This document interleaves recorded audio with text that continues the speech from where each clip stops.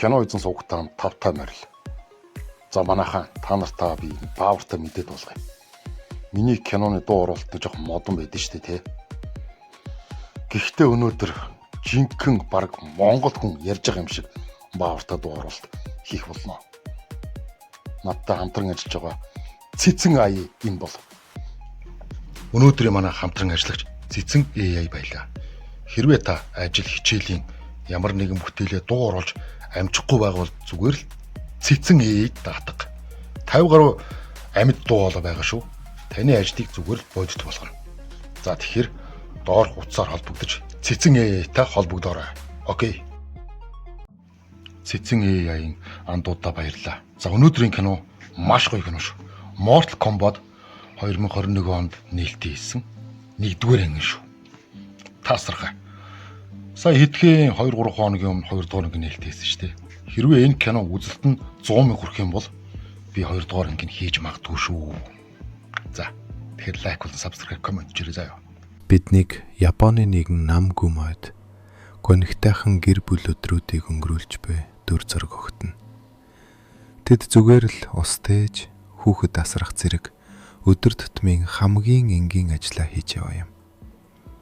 Эхнэр нь байшин дотор хүүхдүүдэд асарч байхад нөхөн харин миний залхуугаасаа болоод анзаархаан байсан бусад ажлуудыг амжуулж харагдана. Гэнт үйл явдал эргэж эхнэр нь хүүхдээ шалны хавтан доор нуугаад ууган хүүтэйгээ зүгтхийг оролдоно.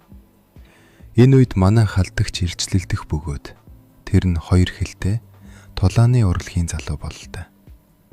Мэдээж эхнэр нь түүний дүрийг хараад цочирдсан бол хүүн нудрагаараа нисгэнэ гэж сүрдүүлнэ. Гэхдээ энэ будлаантай дайчин зүгээр л хөгжилдөж байгаа мэт. Энэ удаад ээлдэг ноён жон байхгүй юм уу? Намайг алаач. Хэн битсэн бэ энийг? Гэсэн шиг л зогсно.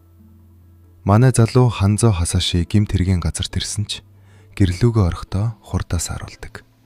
Яагаад гэвэл тэр ямар нэг зүйл буруу байгааг зүн согонгороо мэдэрсэн юм. Нөхрийн мэдрэмж үнэхээр зөв байлаа. Учир нь түүний харуулсалтай агшинд хид хідэн алуурчин бутнаас түүнийг мөрдөж байхыг харж болно. Энд хинж байхгүй, үгээр л моднууд гэж бодно. Ханзо үүнийг анзаарч даруй хөгжим дуурна. Тэр юу ч хэлж хамжаагүй байна. За тэгэхээр би хам бол өнөөдрийн бидний гайхалтай муу залуугийн нэр бөгөөд тэр чулуун дэргэд амарч байх шиг мөсөн бүлүүнт шиг хачин юмар тамхи татдаг байх. Харин Ханзо Хасаши бол бидний сүулд нь хатгуулсан баатар юм. 1-р үе. Байлдааны эхлэл. Round 1. Fight. Үнэхээр нийтлэг хилэнц буюу Скорпион тоглогч яг энэ нүүдхээр тоглолтыг эхлүүлдэг те.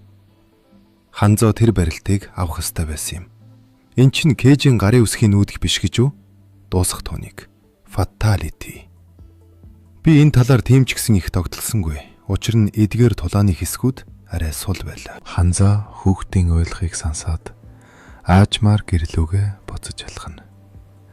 Өөрийн эндэгдгийн гашуун амтыг мэдэрч эхэлнэ. Тэр ойлгох чимээрүүд өгөж очих боловч эргэн тойрон гал болон хуурж бүдгэрч одно. Дараа нь нэгэн залуу бурхан Лорд Райден тэнгэрээс гарч ийн. Тэр Хасашигийн сүрсэн гэрте ардаж өнөөх нуугдсан ялах хүүхдийг олно.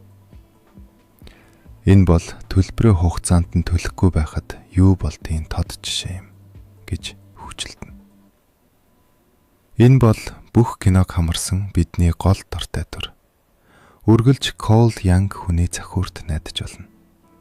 Cole хэний төлөө тэмцэж байгаагаа асууна.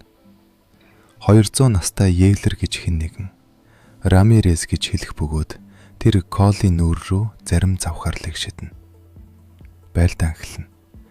Талбай дээрх олон түмэн Cole болон нөгөө ядуу тэнмийн гараа дээш шидхийг харж галзуурч байна. Эхэндээ Cole нөгөө залуу дээр галзуу халдлах хийж байгаа нь түүнийг дэлхийн одууд кинонд буулгаж авч буй мэт харагдана. Сайн уу, санамсаргүй хар залуу. Та нар алагдлагыг үзэхэд таатай байх болно гэх шиг. Юутай ч би хийдэгтэй. Cole үнэхээр давуу байдгийг олж авсан боловч амьлаар ээж тоглох шиг өөрийн хамгаалтыг сулруулчихдаг. Тэгээд яг л тулааны үеэр Санамсаргүй хар залуу орж ирсэн шиг гинт биднийг маш өөр ертөнц, өөр орон зайн газар руу аваачна. Зөгнөл бидэн дээр ирлээ. Дөнгөж сая. Энэ фаталитийн MK4-ийн тайзны үзэгдлүүчиг л сайн байсан. Зөгнөл гэж байхгүй.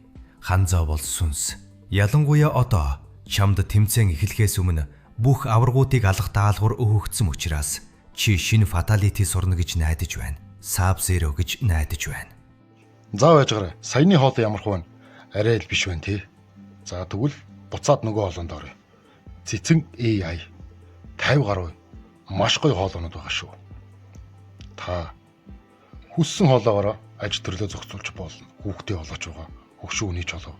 Залуу хүний ч олоо. Кол руу буцвал тэр эд зүйлсээ боож өрсөлдөгчтэй хүндэтгэл үзүүлээд охиноо ямар нэг юмтай самуурч байхыг харна. Чамд тэнд юу байна?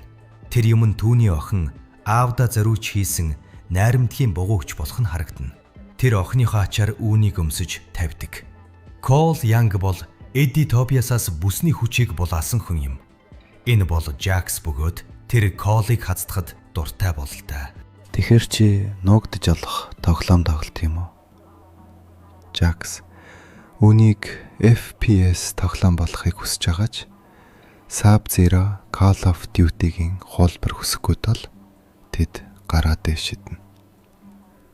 За манайхаа энд ихээр туршилт байлаа. Цэцэн AI-ийн хоолой ямар байна? Гоё уугаач.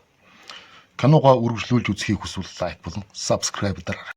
Тэгээд хамгийн гол нь Цэцэн AI-д дуу хоолойтой ажилла бүгдийг даатгаарай. 100% шүү.